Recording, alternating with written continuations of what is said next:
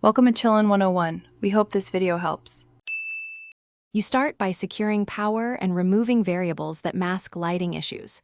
First, plug the laptop into its original charger and set battery above 20% so power saving won't throttle brightness. Next, close background apps that trigger automatic dimming and disable adaptive brightness in settings. Locate the physical brightness keys and the keyboard backlight toggle.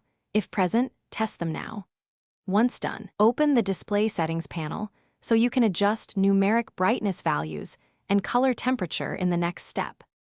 Now you diagnose why lighting looks wrong. Start by disabling adaptive or ambient brightness features and temporarily set the display brightness to 100% to reveal underlying issues. Then run a color and gamma calibration.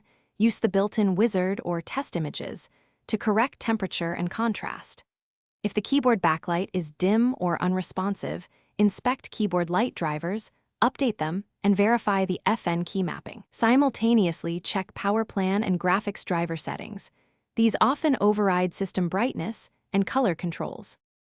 Finish by applying stable settings and installing driver and firmware updates, then reboot to lock changes in. Rerun your calibration and save a custom profile so you can restore consistent lighting quickly.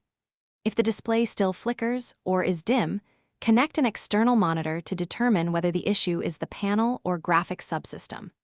And if the keyboard or screen remains dark despite power and correct drivers, try reseating the display cable carefully. If that fails, contact repair. No light under power usually indicates a hardware backlight or inverter fault. Thanks for watching. Consider subscribing if we helped you.